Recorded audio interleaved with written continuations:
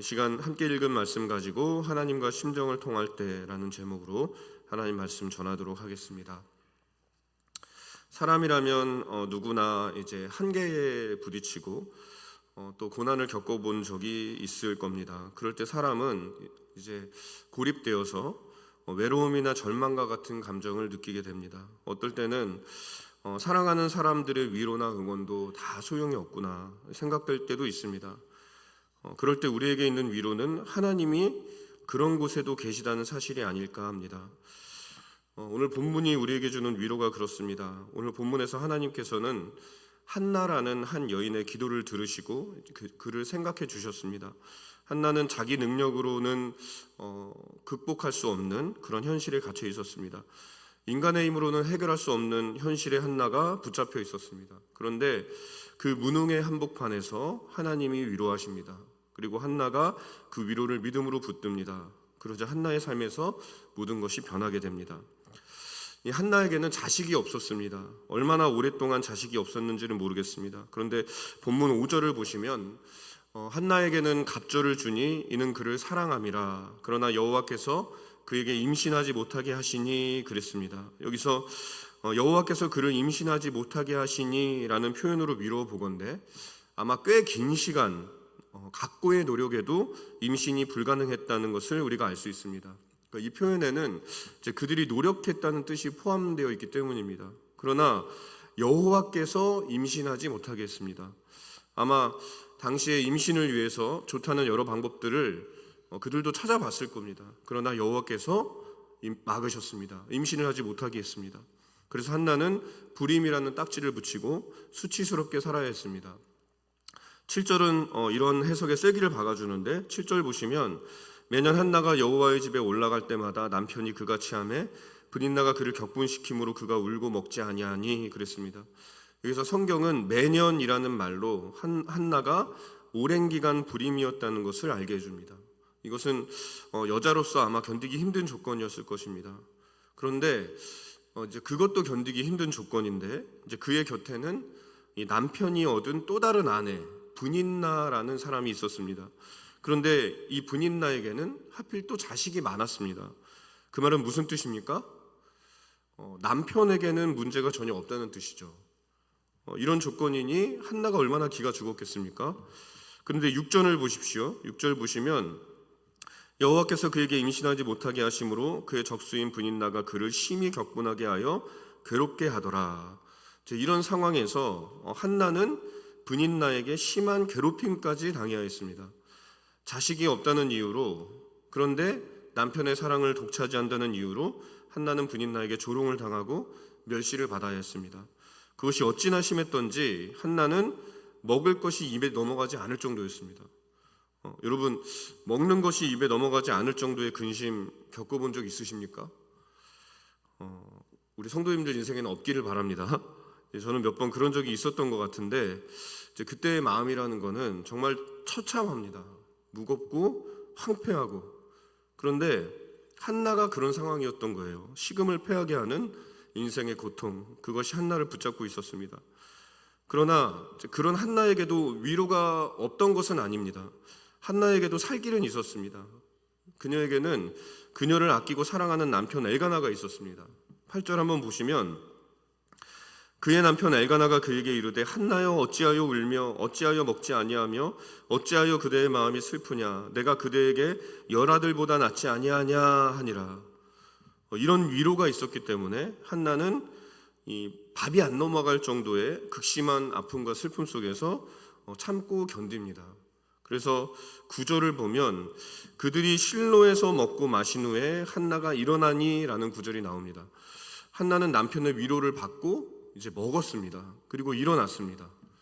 그런데 그렇게 위로를 받았지만 그 위로도 그 격려도 잠시뿐이었던 것 같습니다. 그래서 10절을 계속해서 보시면 한나가 마음이 괴로워서 여호와께 기도하고 통곡하며 이렇게 한나는 금세 다시 마음이 괴로워졌습니다.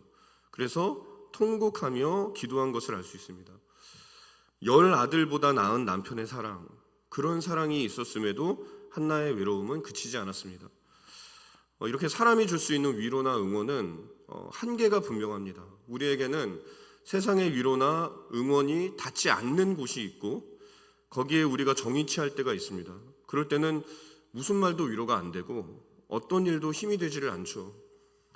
그런데 오늘 본문 17절과 18절을 보십시오. 아무것도 위로가 안 되는 상황이었는데 오늘 본문 보시면 우리 17절 18절 같이 한번 읽어볼까요? 시작. 엘리가 대답하여 이르되 평안히 가라. 이스라엘의 하나님이 내가 기도하여 구한 것을 허락하시기를 원하노라 하니 이르되 당신의 여종이 당신께 은혜 입기를 원하나이다 하고 가서 먹고 얼굴에 다시는 근심빛이 없더라. 자, 보십시오. 이 장면에서 한나는 완전히 달라집니다. 완전히 달라지는데, 자, 똑같은 위로가 있었습니다. 그런데 이때 한나는 가서 먹고 그 후에 다시는 얼굴에 근심빛을 띠지 않았습니다. 10절의 상황은 전혀 달랐죠. 남편이 극진히 위로했지만 그 위로로 인해서 가서 먹었지만 금세 한나가 다시 괴로움에 빠졌습니다. 그런데 이번에는 달랐습니다. 한나는 가서 먹고 다시는 근심빛이 없었습니다. 근심빛이 없었다는 것은 이거는 이제 그 마음에 전혀 근심이 없었다는 뜻이죠. 마음에 근심이 있으면 이 낯빛이 달라지잖아요. 이거는 숨길 수가 없죠. 그래서 우리가 안색이라는 말을 쓰지 않습니까? 안색이 안 좋아. 무슨 일 있어? 이제 그러면서 이게 속병이 이제 얼굴로 나타나기 때문에 이렇게 마음의 아픔이라는 게 숨길 수 없이 드러나게 마련인데 그런데 그런 기색이 전혀 없었다는 거죠. 그러니까 이거는 한나의 마음이 깨끗하게 정리된 것을 보여주는 말인 거죠. 한나에게는 10아들보다 나은 남편이 있었습니다. 내가 10아들보다 낫지 않느냐, 이 엘가나의 말이 허튼 소리가 아닙니다. 진심으로 이 엘가나가 한나를 사랑했습니다. 그래서 남편으로서 한나에게 해줄 수 있는 모든 것을 다 해주었습니다. 그러나 그런데도 남편이 한나에게 위로자가 될 수 없었습니다. 구원이 될 수 없었습니다. 아무도 해결해 줄 수 없는 이 10아들보다 나은 남편, 그조차도 접근할 수 없는 그녀만의 지독한 고난, 외로움, 아픔이 한나에게는 있었습니다. 그런데 고난의 한복판, 외로움의 한가운데 아무도 헤아리지 못하는 나만의 아픔, 거기에 주님께서 나타나셨습니다. 그랬더니 어떻게 됐습니까? 모든 게 달라졌다는 거죠. 10아들보다 나은 엘가나도 그 고난에서 한나를 건질 수가 없었습니다. 심지어 접근조차 할 수 없었습니다. 그런데 하나님이 한나의 그 고난에 오셔서 위로하십니다. 무슨 말로도 위로가 될 수 없었는데 하나님의 위로가 능력이 되어서 한나를 달랩니다. 하나님의 위로는 그래서 진정으로 능력입니다. 그 위로가 한나를 덮으니까 평안이 깃드는 거예요. 얼굴에 근심이 사라집니다. 얼굴에 그늘이 졌다고 하죠. 그 그늘이 걷어지는데 그림자가 짧아지듯이 그러다 사라져버리듯이 그늘이 없어지는 거예요. 그리고 얼굴은 점점 해같이 빛나는 거죠. 놀라운 일이지 않습니까? 현실은 아무것도 바뀐 게 없는데 마치 모든 것이 바뀐 것처럼 반전이 일어났습니다. 어떻게 이런 일이 생긴 겁니까? 해가 중천에 뜬 것처럼 그때 그림자는 없어지죠. 그런 것처럼 하나님께서 한나의 마음의 중심에 한복판에 떠올라서 그의 마음을 비춰주신 거죠. 그래서 그의 얼굴에 그늘이 없어진 거죠. 또는 이렇게 표현할 수도 있을 것 같아요. 하나님께서 한나의 마음 중심에 좌정하셔서 그의 마음을 통치하시기 시작하신 겁니다. 그래서 그의 어지러운 마음이 정리된 거죠. 어떻게 하나님은 한나의 마음속에 들어가신 걸까요? 어떻게 한나의 마음 중심을 찾으시고 거기 좌정하신 걸까요? 아무도 들어갈 수 없는 그런 곳이었거든요. 10아들보다 나은 남편도 들어갈 수 없는 그런 곳이었습니다. 근데 거기 하나님이 오셨습니다. 여러분, 우리 마음에도 지성소가 있습니다. 그래서 여러분 마음에 이제 뭔가를 드릴 때 마음 문을 연다고 그러죠. 사람과 사람이 교제할 때 마음 문을 연다고 하는데 처음에는 문 밖에 세워두고 그러다가 이 마당 문을 열고 안으로 들이고 그 뒤에는 성소에 들이고 그 뒤에는 지성소에 모시죠. 그런데 지성소는 대제사장만 들어갈 수 있는 것처럼 비밀스럽고 은밀한 곳이어서 좀처럼 아무에게나 내주지 않죠. 가장 친한 친구라도 가장 사랑하는 혈육이라도 내줄 수 없는 마음의 중심, 꼭꼭 숨겨둔 내 모습, 꼭꼭 감춰둔 내 기억, 그런 게 여러분에게도 있지 않습니까? 누구에게나 있지 않나요? 한나도 그랬습니다. 그런데 그런 곳에 자신을 누구보다 사랑해주는 남편도 한나의 마음 중심, 지성소에는 들어갈 수 없었습니다. 그런데 하나님께서 한나의 중심에 가서 아무도 없다고 생각한 그 자리에, 그 외로운 자리에 나타나셔서 현현하셔서 그의 슬픔을 달래주시는 거죠. 이거는 놀라운 기적이죠. 그래서 한나는 그곳에서 하나님께서 유일하신 하나님, 지존자이심을 깨닫습니다. 우리 심령을 바꾸는 위로, 그거는 하나님이 아니면 주실 수 없는 것이거든요. 그래서 근본적인 변화를 경험하게 되는 것입니다. 여러분, 우리에게도 이런 일이 있어야 됩니다. 여러분, 심령 안에서, 우리의 중심에서 하나님과 맞닥뜨리는 일이 있어야 됩니다. 7절을 한번 다시 보십시오. 매년 한나가 여호와의 집에 올라갈 때마다 남편이 그같이 하매 분인나가 그를 격분시킴으로 그가 울고 먹지 아니하니. 7절에 따르면 한나는 매년 여호와의 집에 올라갔어요. 그런데 성막에 올라갈 때마다 분인나가 한나를 격분시켜서 울고 먹지 못할 정도의 아픔을 겪어야 했습니다. 그런데 매년 올라갔지만 이런 위로를 경험한 것은 딱 한 번, 이때가 처음이었습니다. 왜 이전에는 그런 위로를 못 받았을까요? 그 이전에는 이렇게 간절한 기도가 없었기 때문일까요? 그 이전에는 믿음이 없었기 때문일까요? 차이가 어디서 생겨난 걸까요? 15절 보십시오. 우리 15절 같이 한번 읽어보겠습니다. 시작. 한나가 대답하여 이르되 내 주여 그렇지 아니하니이다. 나는 마음이 슬픈 여자라 포도주나 독주를 마신 것이 아니요 여호와 앞에 내 심정을 통한 것뿐이오니. 여기서 알 수 있는 것은 한나가 이때 하나님과 마음이 통하는 교제를 나누었다는 겁니다. 심정이 통했다고 하잖아요. 이것이 차이였습니다. 이심전심이라고 하죠. 하나님과 마음과 마음을 나눴다는 거죠. 이 말 무슨 말입니까? 이 말은 한나가 자신의 전심을 드렸다는, 자신의 상황을 전적으로 하나님께 맡겼다는, 그녀가 무엇을 했다는 말이 아닙니다. 물론 그런 뜻도 있죠. 그러나 그게 전부가 아닙니다. 심정이 통한다는 건 뭡니까? 마음이 오간다는 건요, 내 마음도 가지만 상대방의 마음이 전해져 올 때 쓰는 말이죠. 그래야 심정이 통하는 겁니다. 따라서 이 말은 한나가 자기의 고통을 하나님께 아랬다는 뜻이기도 하지만 하나님께서 한나에게 자기 마음을 주셨다는 거예요. 그래서 한나가 하나님의 마음을 깨닫고 하나님이 어떤 분인지를 깊이 체험하게 되었다는 말이기도 한 거죠. 하나님께서 독생자를 내주실 정도로 우리를 사랑한다는 사실을 모르면요, 우리는 하나님께 마음을 맡기는 기도를 드릴 수 없습니다. 그 사랑을 모르면 아예 기도조차 하지 않겠죠. 나를 사랑하는구나 싶어야지 나도 마음을 열죠. 시간을 내죠.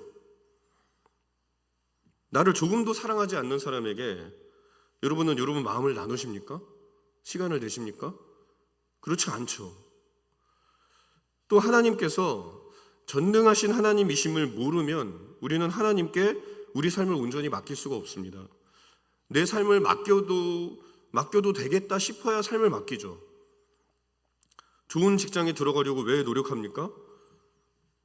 내 삶을 맡겨도 되겠다 싶으니까 어떻게든 들어가려고 온갖 노력을 다하는 거잖아요.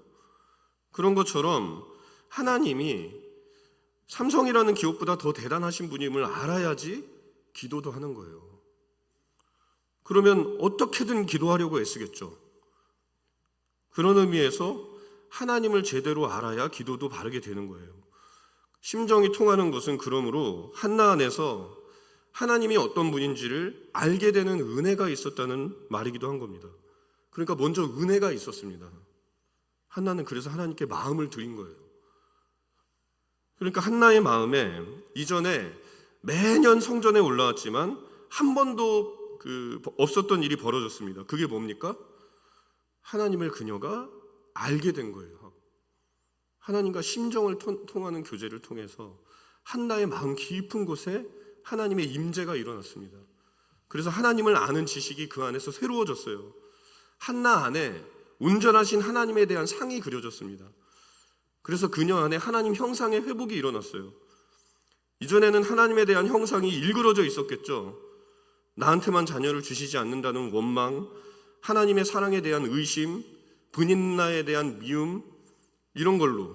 그래서 하나님의 형상이 일그러지면, 이러면 예배는 요원해지죠. 그래서 예배가 우상숭배가 되고, 그러니까 예배를 드릴 때 항상 예배가 아닌 거예요. 우리의 예배도. 그런데 하나님의 형상이 온전히 회복되고, 한나는 하나님의 그 온전한 형상 앞에 엎드려서 참되게 경배할 수 있었어요. 마음을 들여서 예배할 수 있었습니다. 다 드릴 수 있는 은혜. 그게 심정을 통하는 것이죠. 그리고 그래서 한나가 변했습니다. 그녀 안에 복된 소식이 전해지고 참된 예배가 일어나니까 그녀의 삶이 바뀌는 거죠. 하나님과 심정이 통하면서 하나님이 내 기도를 들으시는구나. 하나님이 이런 분이셨구나. 하나님이 나를 위로하시는구나 알게 되었습니다. 그래서 하나님, 내 마음을 드립니다. 내 삶을 드리겠습니다. 받아주십시오. 고백할 수 있었던 겁니다. 복음의 하나님을 만남으로 한나의 삶은 매년 성전을 밟는 인생이었지만 이전과 전혀 다른 신앙의 길에 들어서게 된 거예요. 그 증거는 이듬해 아이를 낳고 그 아이의 이름을 사무엘이라고 지은 것에서 분명히 알 수 있습니다. 사무엘은 하나님이 들으셨다는 뜻입니다. 무엇을 들으셨다는 걸까요? 한나의 기도를 들으셨다는 거죠. 한나의 마음을 받으셨다는 거죠. 그러므로 우리도 구해야 됩니다. 주님, 우리도 복음을 온전히 알아서 이런 은혜의 주인공이 되기 원합니다. 하나님을 온전히 알게 해주십시오. 성전 뜰만 밟지 않게 하시고 하나님과 심정을 통해서 저도 하나님을 한나처럼 알기 원합니다. 우리 주님의 사랑을 알아서 엘가나의 위로로 이 세상에 그냥 그 복락으로 겨우 마음 달래며 살아가던 인생 이제는 정리하게 해주십시오. 우리에게 말씀하시는 분이 만군의 여호와 전능하신 하나님이심을 알아서 다시는 근심빛이 없게 해주십시오. 우리가 그렇게 기도해야 할 것입니다. 이런 일이 있어야 우리의 믿음이 세상을 질주합니다. 이런 일이 있어야 우리의 믿음이 세상을 이기는 거예요. 여러분, 한나를 보세요. 한나의 마음에 믿음이 생기니까 삶으로 돌아가서도 그녀는 다시 근심하지 않았습니다. 이 말은 무슨 말이죠? 계속해서 믿었다는 거죠. 그녀의 믿음이 예배당 밖으로 나간 거예요. 그리고 세상을 질주한 거죠. 그래서 근심하지 않은 겁니다. 그리고 그 말은 다시 말하면 무슨 말이에요? 계속해서 하나님을 의지했다는 말이죠. 이 예배당 안에서만 믿는 게 아니라, 예배당 안에서만 의지한 게 아니라 삶으로 가서도. 그때 하나님이 무슨 일을 행하셨습니까? 19절을 보십시오. 같이 한번 읽어보겠습니다. 시작. 그들이 아침에 일찍이 일어나 여호와 앞에 경배하고 돌아가 라마의 자기 집에 이르니라. 엘가나가 그의 아내 한나와 동침하며 여호와께서 그를 생각하신지라. 한나가 믿음으로 하나님을 계속해서 의지했을 때 이 불안이, 염려가, 근심이 또 한나를 주장하려고 했겠죠. 그때 하나님께서 성전에서 주셨던 그 위로, 그 약속, 그거 생각하면서 하나님을 의지하고 붙들었을 때 하나님이 그 의지함을 보시고 그 믿음을 보시고 어떻게 하셨어요? 여호와께서 그를 생각하셨다고 그랬습니다. 그러니까 근심빛이 없었더라. 그거는 하나님을 계속해서 붙든 거죠. 의지한 거죠. 그래서 인내한 겁니다. 그러니까 하나님도 하나님 입장에서 생각해 보세요. 한나가 신경이 쓰이죠. 하나님 의지하지 않으면 신경 쓸 일도 없죠. 그런데 매달리니까, 의지하니까, 인내하니까, 그래서 하나님이 그를 생각하시는 거예요. 그리고 거기서부터 불임이 해결됐고, 거기서부터 사무엘이 나왔으며, 거기서부터 다윗이 등장하고, 그 길로 우리 주님이 오신 거죠. 여러분, 놀랍지 않습니까? 믿음은 하나님을 의지하는 겁니다. 오직 의인은 믿음으로 말미암아 삽니다. 그리고 하나님은 당신을 의지하는 사람을 결코 외면하지 않으십니다. 그래서 믿음은 한나의 인생에 새로운 이야기를 가져왔어요. 선물과 같은 삶이, 하나님 나라의 이야기가, 구속사라고 하는 하나님이 써내려 가시는 역사의 큰 줄기가 한나의 인생으로 들어왔습니다. 그 전까지 이 여인은 하나님의 구속사에서 전혀 분깃이 없는 사람이었어요. 자녀가 없으니까 이대로 죽는다고 하면 이름 없는 무명의 여인이 될 수밖에 없죠. 그런데 하나님 나라의 이야기가 이 한 여인의 삶에 잉태되어서 새롭게 시작이 되고 무명의 여인이었는데 한나라고 하는 위대한 성경 속 이름으로 바뀌게 됩니다. 아브라함이 아브라함으로 바뀐 것처럼, 야곱이 이스라엘이 된 것처럼, 시몬이 베드로가 된 것처럼 영광스러운 변화가 시작이 된 거죠. 그러니 우리는 하나님과 심정을 통하는 경험, 그거를 구해야 됩니다. 성전 뜰만 밟고 돌아가는 게 아니라 진심으로 하나님과 심정을 통하는 예배, 복음이 새롭게 경험되고 다채롭게 경험되는 일, 진심으로 하나님과 그 심정을 통하면서 그것이 여러분 한 사람 한 사람이 경험해야 하는 일입니다. 그거를 구하셔야 됩니다. 그거를 사모하셔야 됩니다. 하나님께서 여러분의 심령을 만지시는 경험, 여러분의 마음을 만지시는 위로의 손길, 그것을 맛보시기를 원합니다. 그러면 여러분의 믿음이 세상을 이길 겁니다. 우리에게 있는 믿음은요, 은혜가 필요합니다. 한나는 이전에도 믿음이 있는 자였습니다. 그러니까 성전 올라갔죠, 매년. 그런데 하나님과 마주하는 진정한 예배, 그 속에서 찾은 위로로 말미암아 그의 믿음은 껑충 뛰었습니다. 여러분도 하나님을 믿으시죠? 그런데 생각해 보세요. 그 믿음 어떻게 생긴 겁니까? 십자가에서 비추신 사랑, 그 사랑을 만나서 뜨겁게 심정을 통하면서 그러는 중에 잉태된 거잖아요. 하나님이 여러분의 마음 중심, 지성소에 오셔서 여러분과 진심을 통하시고 거기서 주신 게 믿음 아닙니까? 그래서 여러분도 어떻게든 믿음으로 살려고 애쓰는 거 아닙니까? 그러나 이 세상에 만만치 않은 저항 속에서 우리의 믿음의 날은 무뎌지고 파손이 생겨나죠. 그러다 보면 또 얼굴에 근심빛이 드리우고, 그게 우리 믿음의 현실이잖아요. 따라서 우리는 하나님과 심정을 통하는 교제, 이게 있어야 돼요. 뜨거운 예배, 그 속에서 하나님과 마주치는, 부딪히는 그런 일들을 경험해야 됩니다. 우리에게 은혜가 필요합니다. 은혜가 필요해요. 그래서 우리 믿음이 날카롭게 손질이 되고 당금질이 되고 뜨거워지는, 강하여지는 그런 경험들을 해야 됩니다. 그러니 여러분, 이것에서 열심을 내시기를 바랍니다. 우리의 열심이 먼저 여기에 있어야 됩니다. 은혜를 달라고, 은혜를 구하는 열심, 은혜를 배고파하는 마음. 그러면 하나님이 여러분을 생각하실 것입니다. 왜입니까? 믿음은 하나님을 의지하는 행위거든요. 그런데 하나님이 그 의지하는 거 외면하시겠습니까? 배고프다고 하는데 밥 안 주실까요? 하나님 없으면 안 된다고 의지하는데 그 손 뿌리치시겠습니까? 그럴 수 없죠. 그러므로 우리는 믿음을 위해 일할 수 있어야 합니다. 그 믿음이 작고 보잘것없어 보여도, 내가 판단하기에 아무리 연약하고 초라해 보여도 그 믿음 소중히 여기고 그 믿음에 물주고 믿음으로 살기 위해 하나님을 계속 의지하십시오. 그러면 그 믿음에서 반전이 있을 겁니다. 한나의 믿음을 통해서 어두운 사사시대에 동이 트고 사무엘이, 다윗이 주님이 오시는 놀라운 역사가 있었던 것처럼 우리 삶에도 그런 놀라운 하나님 나라의 역사가 들어올 겁니다. 하나님께서 친히 하나님의 나라를 내 삶에 건설하시는 것을 보게 될 거예요. 한나의 경우를 보세요. 그녀의 이야기는 우리 주변에서 흔히 볼 수 있는 이야기예요. 근데 그런 흔한 이야기를 통해 하나님의 나라가 왔습니다. 그래서 한나는 이스라엘의 역사에 중요한 인물로 기록되는 영광을 누렸습니다. 그러면 작은 일이라고 우리가 어떻게 소홀히 할 수 있겠습니까? 작은 믿음이라고 어떻게 함부로 취급할 수 있겠습니까? 우리에게 있는 믿음은요, 작아 보여도 우리가 함부로 가늠할 수 없는 가능성을 가지고 있습니다. 예수님께서 하신 말씀을 기억해야 돼요. 예수님은 마태복음에서 믿음이 없는 제자들을 탓하시면서 너희에게 겨자씨만한 믿음이 있어도 이 산을 명하여 여기서 저기로 옮겨지라 하면 옮겨질 거다, 이런 말씀하셨습니다. 여러분, 겨자씨가 얼마나 작은 줄 아십니까? 겨자씨는 크기로 치면 참깨 한 알만 하다고 합니다. 작죠. 너무나 작습니다. 그런데 그렇게 작은 믿음이 산을 옮길 믿음이라는 거예요. 예수님의 말씀이셨습니다. 그러면 우리가 가진 믿음, 보잘것없어 보이더라도 그것에 담겨있는 가능성을 다시 재고해 볼 필요가 있지 않을까요? 겨자씨만 해도 믿음이 산을 옮겨요. 그런 가능성이, 능력이 참되신 하나님을 믿는 믿음 안에 놓여 있다는 거예요. 그러므로 우리의 믿음이 겨자씨만 못하다고 그냥 정죄하고 그냥 낙심할 게 아니라, 우리는 그와 동시에 우리에게 주신 이 믿음의 가능성을 생각하면서 난 너무 믿음이 약해, 적어, 그게 아니라 이 믿음의 가능성을 생각하면서 순종의 길을 모색해야 됩니다.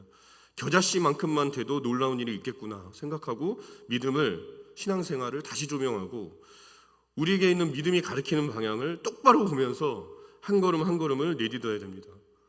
그렇게 해야 한나와 같은 우리 삶에, 불임과 같은 우리의 인생에 사무엘과 같은 위대한 역사가 들어설 수 있습니다. 오늘 여러분이 믿음으로 순종해야 할 것은 무엇이 있습니까? 한번 그것을 각자 떠올려 보시기 바랍니다. 얼마나 자꾸 보잘것없습니까? 그러나 하나님이 쓰시면 그건 역사가 됩니다. 물고기 2마리와 보리떡 5개가 역사의 길이 남을 표적이 된 것처럼 여러분이 드린 작은 믿음이 표적이 되어서, 뚜렷한 족적이 되어서 이 땅에 하나님 나라의 이야기를 새길 수 있습니다. 여러분의 겨자씨가 산을 옮길 수 있습니다. 그냥 여러분에게 주신 믿음 긍정하시면서 거기에 하늘 소망을 두시고 순종하시고 인내하시기를 바랍니다. 한나는 기도하고 난 후에 근심빛이 없었습니다. 무슨 뜻입니까? 그 기도를 계속해서 삶으로 이어갔다는 거죠. 믿음은 기도의 연장이에요. 우리가 하나님께 믿음으로 기도했다면 하나님은 응답하십니다. 그럼 우리는 그 기도를 가지고 삶으로 돌아가서 근심이 우리를 요구할 때마다 그걸 계속해서 믿음으로 지울 수 있어야죠. 그 근심빛을. 한나는 다시는 근심이 없었습니다. 그 말은 그가 단순한 믿음이 아니라, 흔들리는 토전이 아니라 그 확고한 믿음, 확신 가운데 살았다는 말이에요. 우리도 이런 확신을 가질 수 있습니다. 그만한 증거를 주셨기 때문에 그래요. 아들도 아끼지 않는 사랑을 하나님께서 우리에게 보여주셨습니다. 가늠할 수 없는 놀라운 사랑이 우리 삶에 날마다 부어지고 있습니다.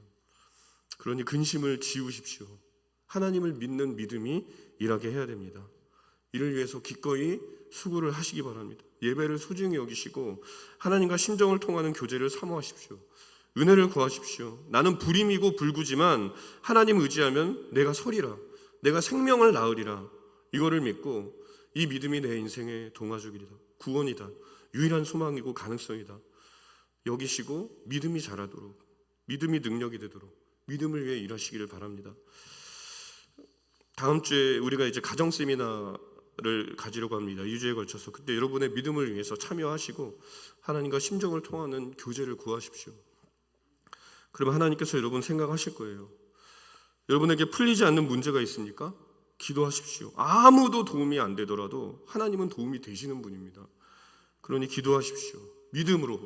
그러면 무능력해 보이는 현실 도피용 같은 그 기도가 하나님의 마음을 움직이고 여러분의 가정에, 여러분의 교회에, 여러분의 공부와 사업과 인생에 새로운 이야기를 반드시 가져다 줄 것입니다. 20절 한번 보십시오. 보시면 우리 같이 한번 읽어볼까요? 시작. 한나가 임신하고 때가 이름에 아들을 낳아 사무엘이라 이름하였으니 이는 내가 여호와께 그를 구하였다 함이더라. 하나님은 믿음 안에 거하고 그 속에서 부르짖는 이의 간구를 반드시 들으십니다. 한나의 기도는 자녀를 구하는 것이었습니다. 복음 안에서 한나는 그 기도를 가졌고 삶에서 근심빛을 지었습니다. 달라진 것 하나 없는 상황인데도 믿음 안에서 한나의 삶은 완전히 바뀌었습니다. 여러분의 믿음의 기도는 어디에 있습니까? 우리는 이 믿음의 기도를 가지고 있습니까? 그렇다면 하나님께서 일하실 것을 기대하시기 바랍니다. 확신하십시오. 하나님은 부르짖는 이의 간구를 반드시 들으십니다. 그곳에 당신의 계획을 두시고 거기서부터 당신의 뜻을 세워가십니다. 그러니 지금 있는 믿음 소중히 여기시고 불임과 같은 삶이라도 사모해 주실 것을 기대하며 불과 같은 우리의 삶에 주실 온전함을 기대하며 오늘도 믿음으로 얼굴에 근심빛을 지우시기를 바랍니다.